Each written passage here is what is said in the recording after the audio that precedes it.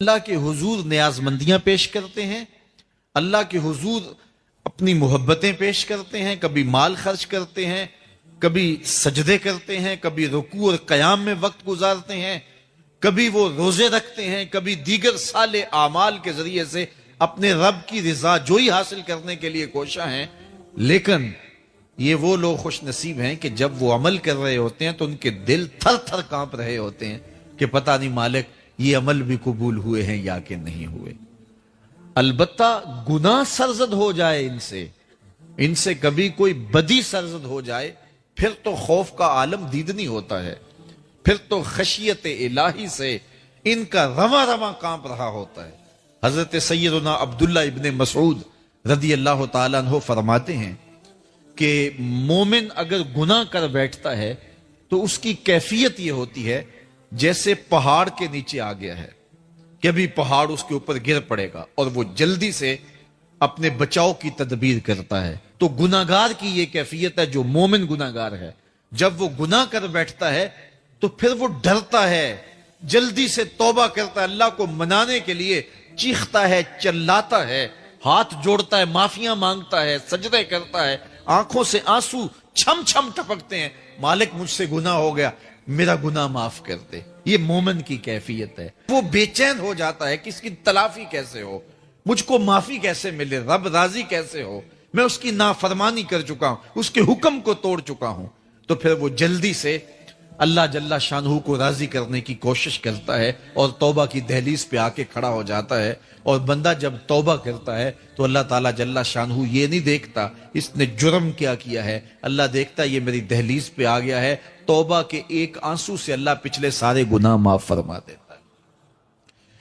اور منافق کی کیفیت کیا ہے؟ جب وہ گناہ کرتا ہے تو اس کی کیفیت یہ ہوتی ہے جیسے بدن پہ مکھی آ بیٹھی اور اس نے ہلکے اشارے سے اڑا دیا۔ اب مجھے بتائیے سویر سے لے کر شام تک کتنی دفعہ ایسا ہوتا ہے کہ بدن پہ مکھی بیٹھتی ہے اور ہم ہلکے اشارے سے اسے اڑا دیتے ہیں، لیکن ہمیں شام کو یاد بھی نہیں ہوتا کہ آج کتنی مرتبہ ہم نے اپنے بدن سے مکھی اڑائی تھی۔ اب اس آئینے میں اور آپ اپنے آپ کو دیکھ سکتے ہیں کہ ہم کہاں کھڑے ہیں۔ سویر سے لے کر شام تک کتنے گناہ کیے، شام کو سوتے ہوئے دماغ پر دل پر کوئی بوجھ نہیں ہوتا کہ آج اتنی نمازیں چھوٹی، آج اتنوں کے دل دکھائے، آج اتنوں کی غیبت کی، آج اتنوں کو گالی دی، آج اتنا حق غصب کیا، آج اتنا ٹیکس چوری کیا، آج اتنی رشوت لی، آج اتنی زیادتیاں کی، آج اتنا جھوٹ بولا۔ سویر سے لے کر شام تک اتنا کچھ ہوا، لیکن شام کو چین سے سو گئے، آرام کی نیند سو گئے، کوئی دماغ کے اوپر بوجھ ہی نہیں ہے، کوئی دل کے اوپر بوجھ ہی نہیں ہے کہ ہم نے اتنے گناہ کیے آج سارا دن میں۔ تو اگر یہ کیفیت ہے تو پھر یہ نفاق اندر اتر گیا ہے اور اچھی طرح رچ بس گیا ہے۔ لیکن اگر زندگی میں کبھی کوئی خطا، کوئی غلطی سرزد ہوتی ہے تو اس کا بوجھ، اس کی ندامت بے چین کر دیتی ہے، زندگی کا لف و نشر غیر مرتب ہو جاتا ہے، جینا مشکل ہو جاتا ہے، تباہ پہ بوجھ ہوتا ہے۔ تو پھر اللہ کا شکر ادا کریں اور اس کے حضور رجوع کریں۔ اگر وہ کیفیت ہے پھر اللہ سے توبہ کریں اس بات کی کہ ہمارے اندر نفاق اتر گیا اور ہمارے من ستھرے نہیں رہے، گناہ پر گناہ کرنے کے باوجود بھی ہمیں کوئی فرق نہیں پڑتا۔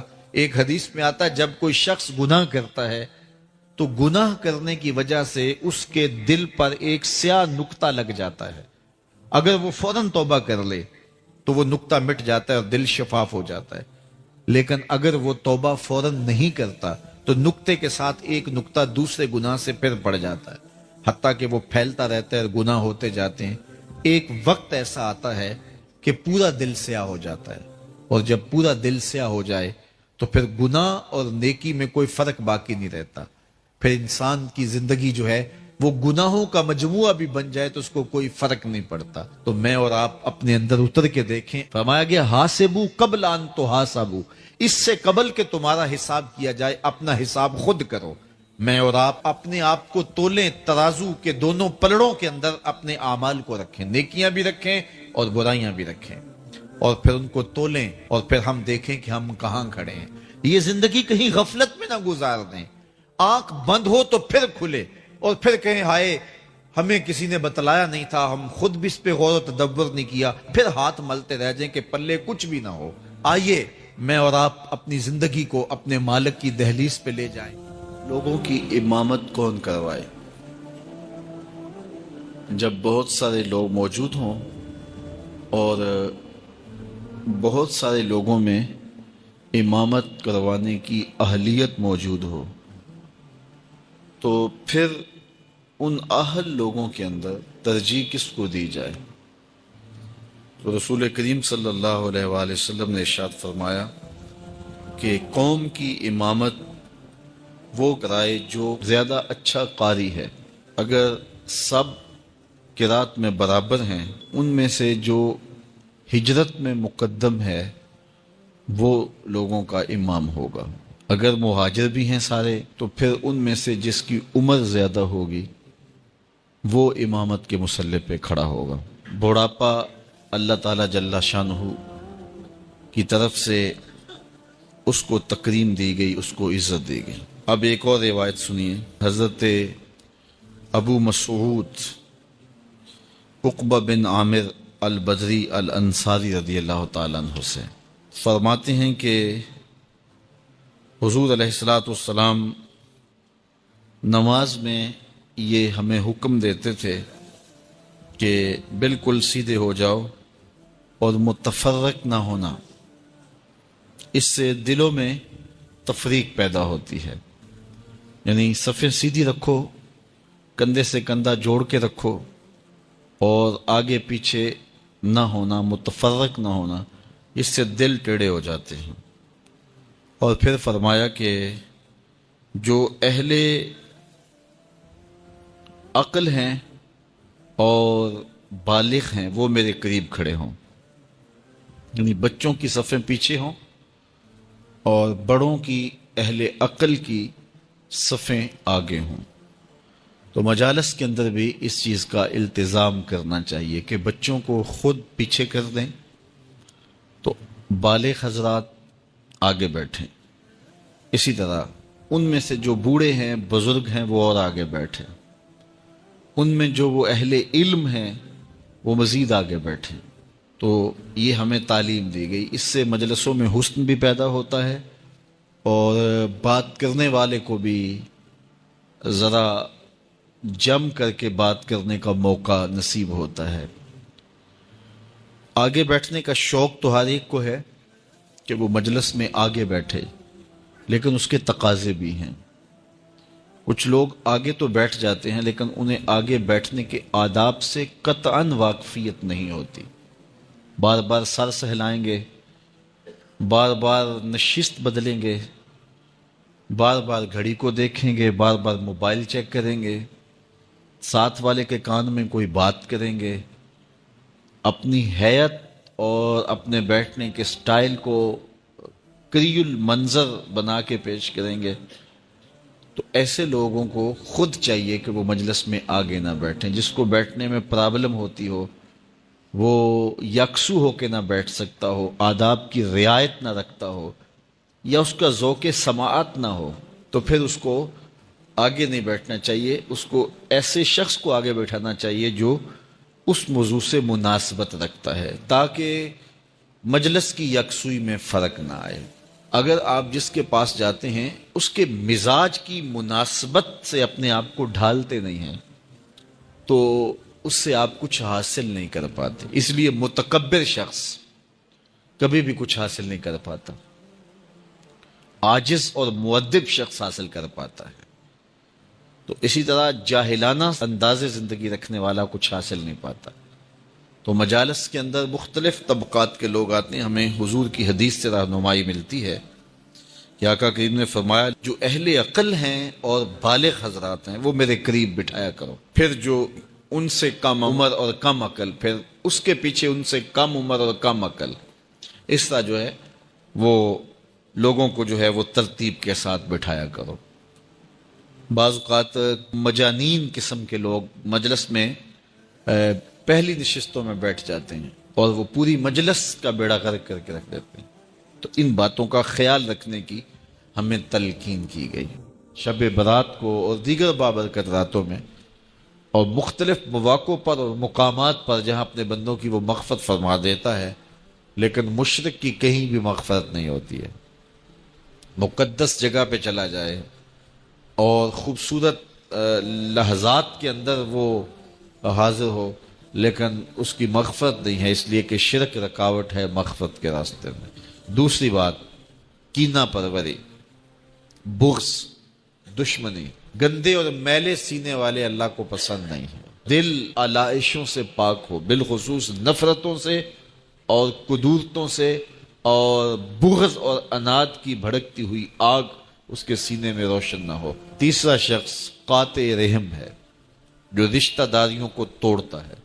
چھوٹی چھوٹی بات پر وہ کہتا ہے کہ بس میرا تمہارا جینا مرنا ختم ہو گیا۔ میرے حضور کی تعلیمات میں سے بنیادی تعلیمات جو تھیں ان میں سے یہ بات تھی، سل من قطعک وعط من حرمک، جو تجھے محروم رکھے تو اس کی جھولی بھر دے، اور جو تجھ سے قطع تعلق کرے تو اس کے ساتھ حسن سلوک کر۔ تو قطع تعلق ہی کرنے سے منع کیا گیا، روکا گیا، تو حسن سلوک کرنے کی تلقین کی گئی۔ ہاں کچھ لوگ ایسے ہوتے ہیں کہ جن کی شر حد سے زیادہ بڑی ہوتی ہیں، ان سے تعلقات محدود کر دیے جائیں، ان کے ساتھ ملاقات کم کر دی جائے، لیکن یہ مطلب نہیں ہے کہ ان کے ساتھ تعلق بالکل توڑ لیا جائے۔ اس رشتے کی لاج کو بہر صورت نبھانے کی کوشش کی جائے اور خیر کی راہوں کو نکالا جائے۔ چوتھا شخص والدین کا نافرمان ہے، والدین کا بے ادب، کہیں بھی اللہ کی رحمتوں کو نہیں پا سکتا۔ پانچواں شخص شارب الخمر، شراب پینے والا۔ شارب الخمر کا عابد الوثن، شراب پینے والا بت پوجنے والے کی طرح ہوتا ہے، اور شراب کو ام الخبائث، خباثتوں کی ماں قرار دیا گیا ہے۔ جو کوئی بھی نشہ آور چیز لیتا ہے، شراب لیتا ہے، بھنگ پیتا ہے، افیون لیتا ہے، یا کوئی اور منشیات استعمال کرتا ہے، دنیا کے اوپر اس کو یہ سزا ملتی ہے کہ مرتے ہوئے کلمہ نصیب نہیں ہوتا۔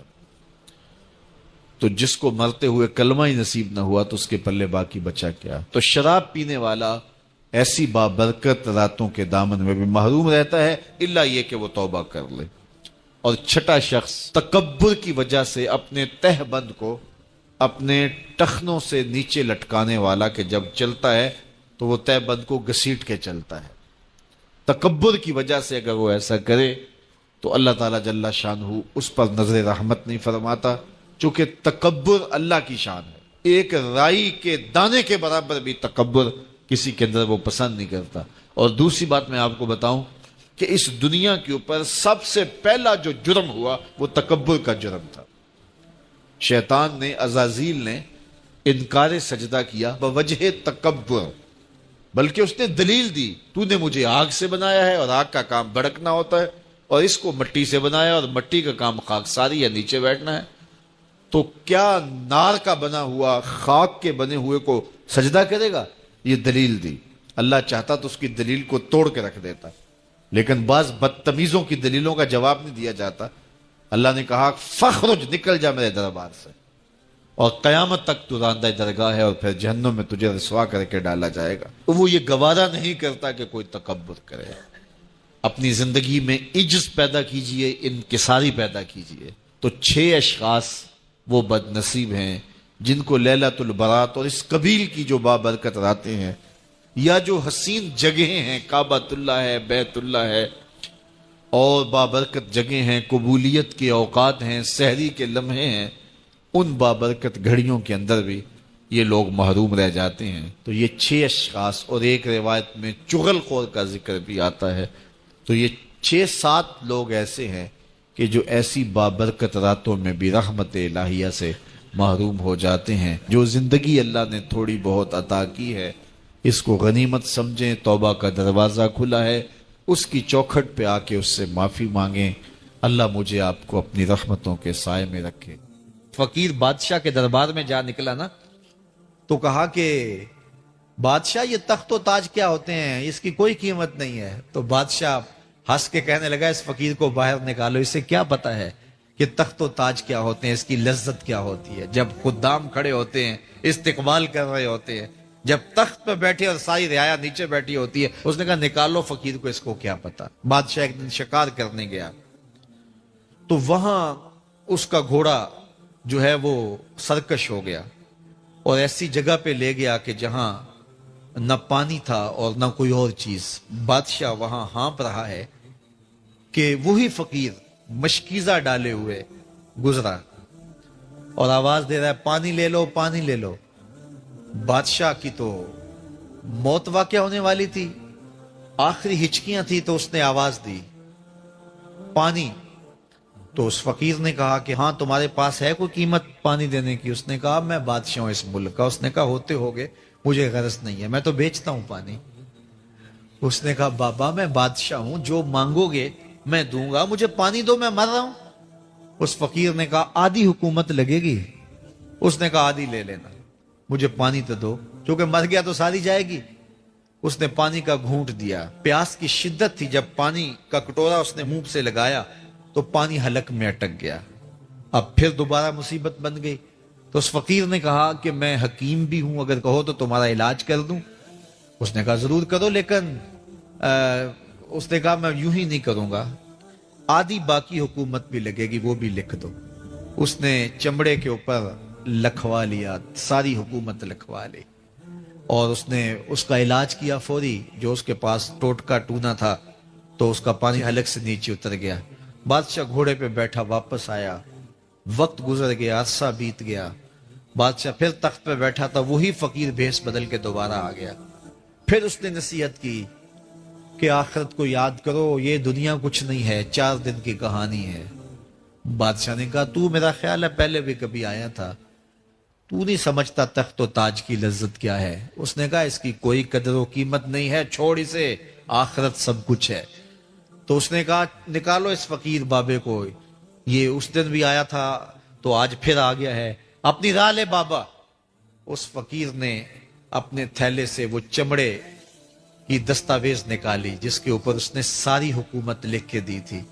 اس نے کہا بادشاہ یہ ہے تیری حکومت کی قیمت, صرف 2 گھونٹ پانی, جس پر تو نازاں ہے, جس پر تجھے فخر ہے, تو قبل اس سے سورج مغرب سے طلوع ہو جائے, توبہ کا دروازہ بند ہو جائے, سانسیں اٹک کے حلق تک آ جائیں, اور ہماری زندگی کا دفتر سمیٹ دیا جائے, اور پھر پچھتائیں ہائے جو چند لمحے ضائع کیے, ہائے جو زندگی برباد کی وہ کیوں برباد کی.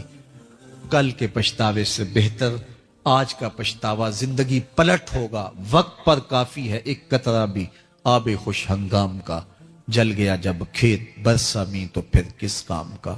آئیے میں اور آپ اپنی زندگی کو مالک کی چوکھٹ پہ, مالک کی دہلیز پہ لے جائیں, اس کے حضور سچی توبہ کریں, رجوع لائیں, اپنے گناہوں سے معافی مانگیں. وہ کریم ایک آنسو سے سارے گناہ معاف کر دے گا. اپنی آخرت کی تیاری کریں, کاروبار دنیا بھی کریں, لیکن اصل ہماری زندگی آخرت کی زندگی ہے.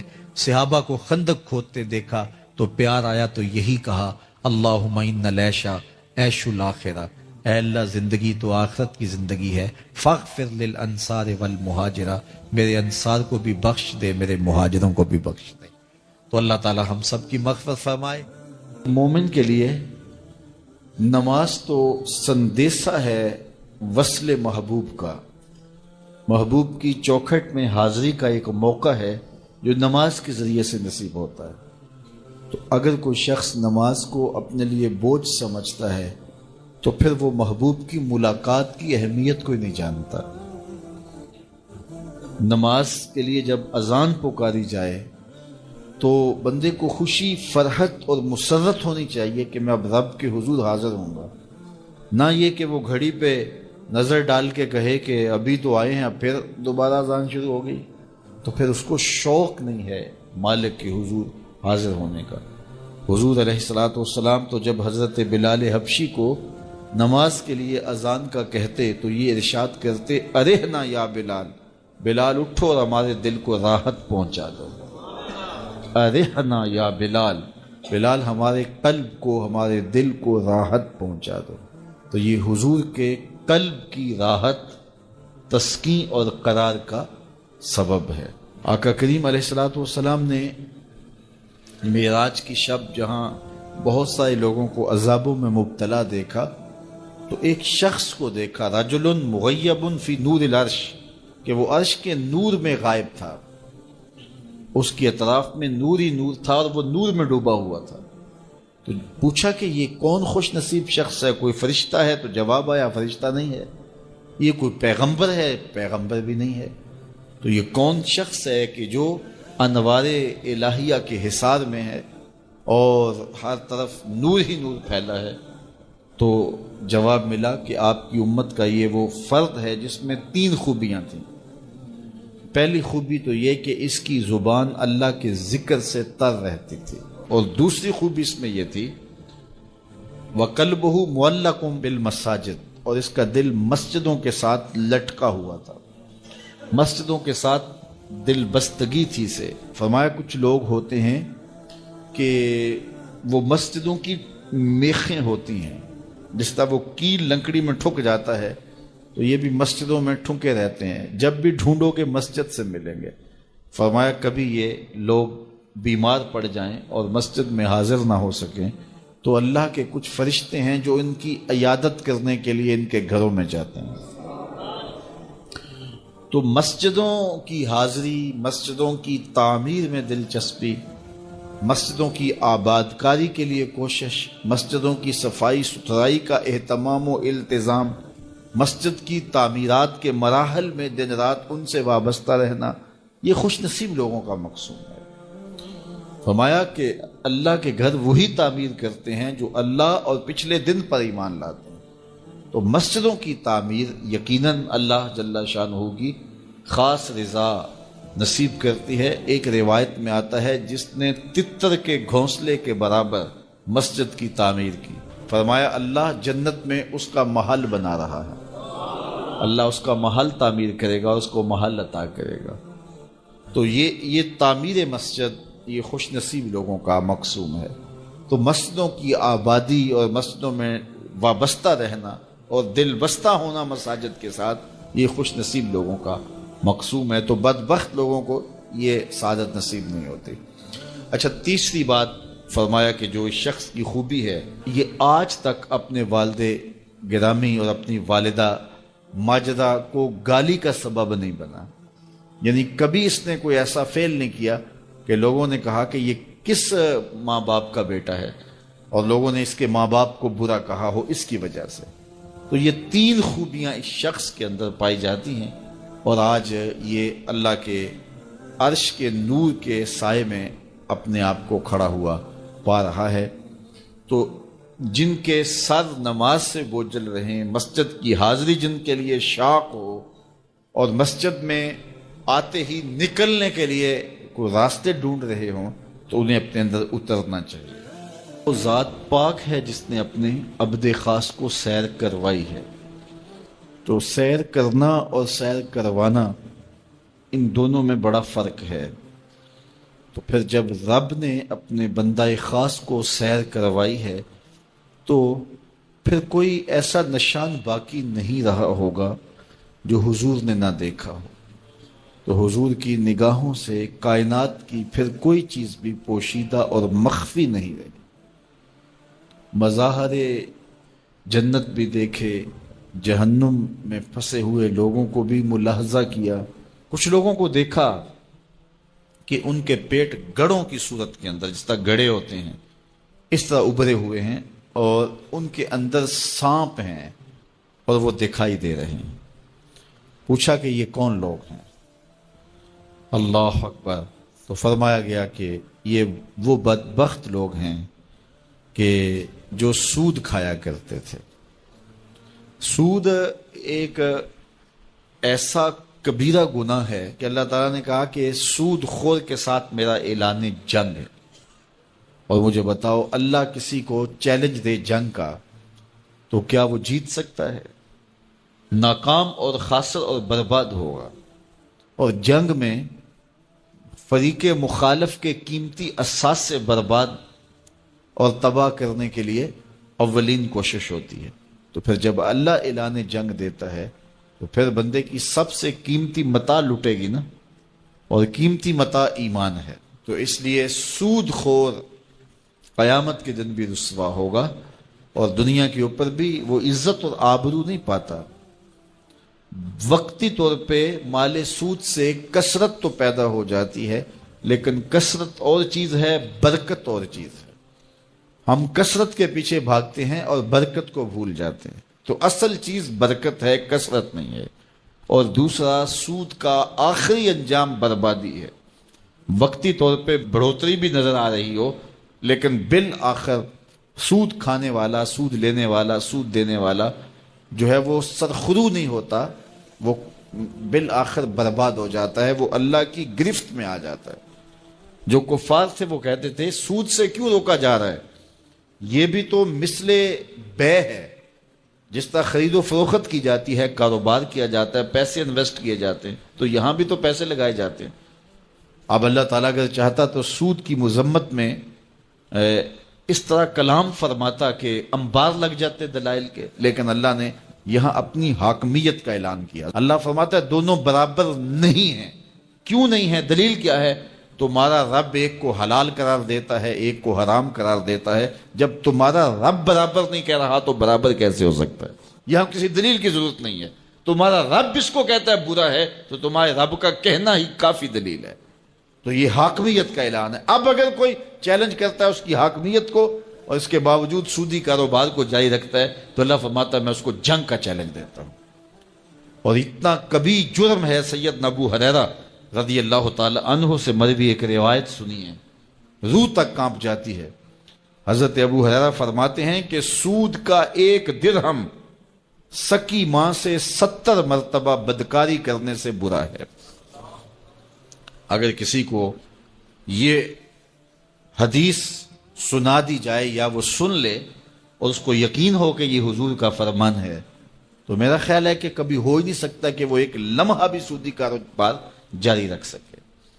تو یہ اتنا برا عمل ہے، اتنا برا فعل ہے، اور ہمارے معاشرے کے اندر مروج ہے، رائج ہے. قرب قیامت کے فتنوں میں سے بتایا گیا کہ سود کا دھواں لوگوں تک ضرور پہنچے گا. تو اس لیے اپنے رزق کو، اپنے مال کو سود سے پاک کیجئے اور پاکیزہ رزق کمانے کھانے کا اہتمام کیجئے. اسی میں اللہ کی رضا ہے. کثرت کچھ نہیں ہے، برکت ہے. رازق اللہ ہے، اس نے رزق جو لکھا ہے، مقسوم ہے، وہ ہمیں ملے گا. اس کو ذریعہ حرام سے نہ کمائے، اسی مقسوم کو ذریعہ حلال سے کمائیں. دیکھو جو قسمت میں ہے وہ مل کے رہے گا. اب ہمارا انتخاب ہے کہ اس مقسوم کو ہم حاصل کس ذریعے سے کرتے ہیں. اب ہم اگر حلال کے ذریعے سے کریں گے تو پھر بھی وہی ملے گا جو ہماری قسمت. سارا ملبہ حکومتوں پہ ڈال دیتے ہیں. حکمران اچھے نہیں ہیں، انہوں نے ہمارا یہ حال کر دیا ہے. اگرچہ حکمرانوں کا بہت سارا دخل ہوتا ہے قوموں کو بگاڑنے میں اور قوموں کو سنوارنے میں، لیکن اچھے حکمران بھی تو اچھے اعمال کا نتیجہ ہوتے ہیں اور برے حکمران بھی تو اعمال بد کا نتیجہ ہوتے ہیں. اللہ تعالیٰ جل شانہ نے قرآن مجید میں ایک مقام پہ ارشاد فرمایا وہ اس بات پہ قادر ہے کہ تمہارے اوپر سے بھی عذاب بھیجے، تمہارے نیچے سے بھی عذاب بھیجے. امام قرطبی نے حضرت عبداللہ ابن عباس رضی اللہ تعالی عنہ سے روایت کی ہے کہ اوپر کا عذاب یہ ہے کہ تمہارے حکمران نااہل ہوں اور نیچے کا عذاب یہ ہے تمہارے ماتحت خائن ہوں. تمہارے حکمران نااہل ہوں، تمہاری اولادیں نافرمان ہوں، تو یہ اوپر نیچے کا عذاب ہے. تو یہ عذاب کیسے آتا ہے؟ حضور علیہ السلام کا ایک فرمان سنیے. آقا کریم نے ارشاد فرمایا کما تکونون کذالک یؤمر علیکم، تم جس طرح کے ہوگے تمہارے اوپر اس طرح کے حکمران مسلط کر دیے جائیں گے. اگر تم اچھے نہیں ہو تو رحمتوں کی چھتڑیاں نہیں تانی جائیں گی، اور اگر تم صالح ہوگے تو پھر اچھے لوگ تمہارے اوپر رکھے جائیں گے. ایک روایت میں آتا ہے اعمالکم امالکم، تمہارے اعمال ہی تمہارے حکمران ہیں. حجاج بن یوسف سے کسی نے کہا کہ تو نے حضرت عمر کا دور خلافت دیکھا ہے، ان جیسا انداز حکمرانی کیوں اختیار نہیں کرتا؟ تو جو اس نے جواب دیا وہ 2 لفظی ہے، ذرا سنیے اور اس فلسفے کو سمجھنے کی کوشش کیجیے. حجاج بن یوسف نے کہا تواضعوا اتعمر لکم، تم ابو ذر غفاری بن جاؤ میں عمر بن جاتا ہوں. جب رعایا ابو ذر غفاری جیسی ہو تو حکمران عمر جیسے ہوتے ہیں. جب میں کہتا ہوں الہی میرے احوال دیکھ، حکم ہوتا ہے اپنا نامہ اعمال دیکھ. تو ہم اپنے احوال کو خود سنواریں اور اللہ سے مدد مانگیں، طلب کریں، اس کی رحمت مانگیں، اس کی توفیق مانگیں۔ جب ہم خود صحیح ہو جائیں گے تو اطراف میں بھی نور پھیلے گا، ہمارے اوپر بھی رحمتوں کی چھتریاں تان دی جائیں گی۔ لیکن ہم خود سنورنا نہیں چاہتے اور پورے معاشرے کو سنوارنے کی ذمہ داری ہم نے اٹھا رکھی ہے، اس لیے ہمیں خود اپنے آپ کو سنوارنے کی تلقین کی گئی ہے، اور اس کے لیے ہمیں اپنے ظاہر کی اور اپنے باطن کی اصلاح کی ضرورت ہے۔ انسان کے کچھ اعضاء ظاہری ہیں اور کچھ اعضاء باطنی ہیں، دونوں کو جب وہ سنوار لیتا ہے تو ایک ستھرا اور پاکیزہ وجود تشکیل پاتا ہے۔ میرے اور آپ کے آقا و مولا حضور نبی رحمت صلی اللہ علیہ وآلہ وسلم نے ارشاد فرمایا، جو مجھے ضمانت دے دے جو اس کے دو جبڑوں کے درمیان ہے یعنی زبان، اور جو اس کی دو ٹانگوں کے درمیان ہے اس کی پارسائی کی جگہ، فرمایا میں محمد اس کو جنت کی ضمانت دیتا ہوں۔ انسان کے بہت سارے گناہ ان دو اعضاء کی وجہ سے ہیں۔ زبان غیبت بھی کرتی ہے، زبان جھوٹ بھی بولتی ہے، زبان گلہ اور شکوہ کا رنگ بھی اختیار کرتی ہے، الزام تراشی بھی کرتی ہے، تو بہت سارے جرائم زبان کے ہیں۔ اس لیے ہمیں زبان کی حفاظت کرنے کی تلقین کی گئی۔ میرے اور آپ کے آقا و مولا نے ارشاد فرمایا، من کانا یؤمن باللہ والیوم الآخر فلیقل خیرا او لیصمت، فرمایا جو اللہ اور پچھلے دن پر ایمان لاتا ہے اس کو چاہیے یا تو کلمہ خیر کہے یا پھر وہ خاموش رہے۔ تو زبان کو قابو میں رکھو۔ اللہ تعالیٰ جل شانہ نے اس زبان کو 32 دانتوں میں جکڑ کے رکھا ہے، لیکن اس کے باوجود پھر بے قابو ہو جاتی ہے، اور بہت سارے ہمارے گناہ ہماری زبان کی وجہ سے ہیں۔ تو ان دو اعضاء کی خاص طور پہ حفاظت کرنے کی تلقین کی گئی، اور ساتھ ضمانت دی گئی کہ اگر تم ان دو اعضاء کی حفاظت کی مجھے ضمانت دیتے ہو تو میں تمہیں جنت کی ضمانت دیتا ہوں۔ بلکہ ہمیں اپنے رویوں کو بھی محتاط کرنے کی تلقین کی گئی ہے۔ تو اپنی زبان سے، اپنے عمل سے، اپنے کردار سے، اپنے